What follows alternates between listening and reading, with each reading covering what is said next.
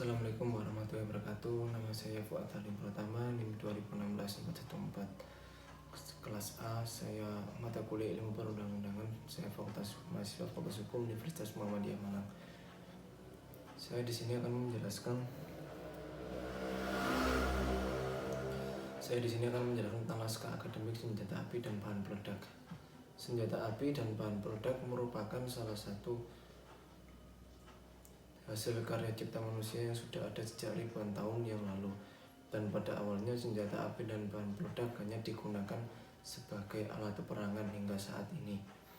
Namun seiring berkembangnya perjalanan waktu dan berkembangnya sebuah teknologi dari kehidupan sebuah manusia, senjata api dan bahan peledak digunakan sebagai alat komoditas dan digunakan sebagai penjualan di berbagai negara dunia dan diperdagangkan secara nasional maupun secara internasional. Setelah saya menjelaskan latar belakang, saya akan menjelaskan tentang identifikasi masalah. Identifikasi masalah yang pertama yaitu bagaimana penggunaan dan peraturan tentang senjata api dan bahan peledak. Yang kedua, apa yang menjadi landasan pertimbangan tentang filosofis, yuridis, dan sosiologis senjata api dan bahan peledak. Yang ketiga, apakah ada kategori-kategori tentang senjata api dan bahan peledak.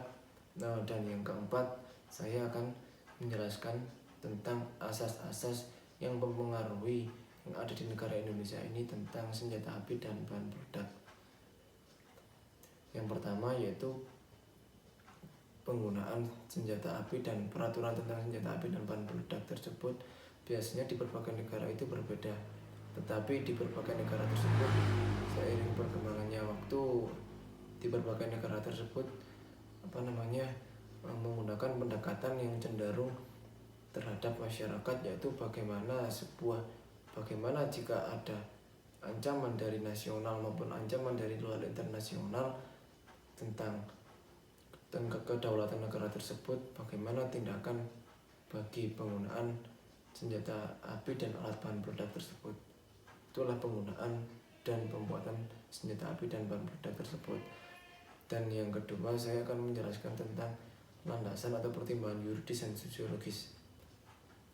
Landasan yuridis merupakan landasan yang dilandaskan tentang berbagai pedoman.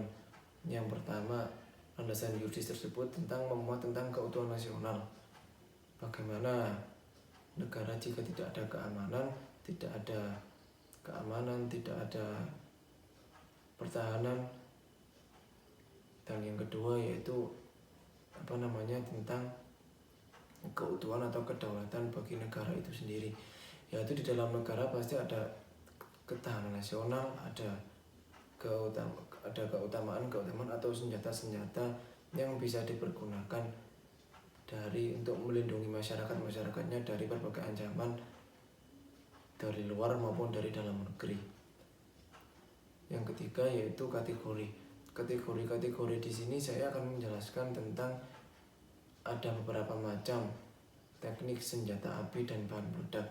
Yang pertama yaitu ada senapan serbu, yang kedua ada senapan runduk, yang ketiga ada sniper atau penembak jitu.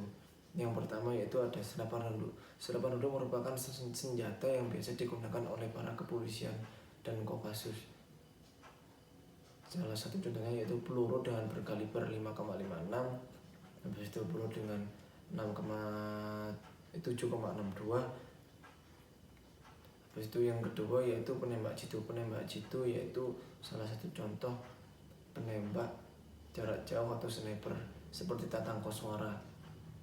Salah satu contoh dari negara Indonesia yaitu Tatang Koswara. Seperti contohnya peluru-peluru tersebut yaitu ada AWM dengan peluru Magnum, ada M24 dengan peluru 7,62. Salah satu Kar 98 dengan peluru 7,62 tersebut digunakan di berbagai belahan dunia, yaitu salah satunya adalah dari Rusia. Terus yang ketiga saya akan menjelaskan tentang senapan serbu yaitu dengan kaliber peluru 5,56 5,56 maksudnya. Salah satu contoh senjatanya ya senapan serbu yaitu dengan peluru 5,56. Salah satu senjatanya itu M249 yang biasa digunakan oleh tentara-tentara pada waktu peperangan. Setelah itu saya akan menjelaskan asas-asas atau peraturan-peraturan tentang apa yang memuat tentang senjata api dan bahan peledak. Salah satunya yaitu pasal 8 tentang peraturan kepolisian, yaitu nomor 1 tahun 2009, yaitu asas hukum pengaturan tentang senjata dan bahan peledak, Undang-Undang nomor 12 tahun 2011 pasal 6. Itu ada asas pengayoman, yaitu ada perlindungan terhadap pihak-pihak yang ada di dalam masyarakat. Terus yang kedua ada asas keseimbangan dan ada asas keadilan, dan selain itu ada peraturan-peraturan selain peraturan kepolisian yang saya sebutkan tadi pasal 8 peraturan kepolisian nomor 1 tahun 2009, ada peraturan tentang Kementerian Pertahanan yang telah menetapkan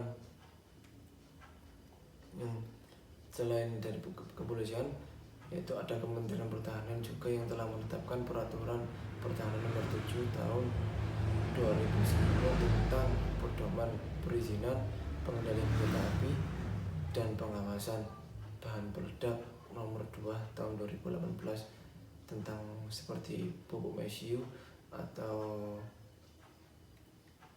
patromolisan dan sebagainya. Mungkin sekian itu dari presentasi saya, kurang lebihnya mohon maaf. Wassalamualaikum warahmatullahi wabarakatuh.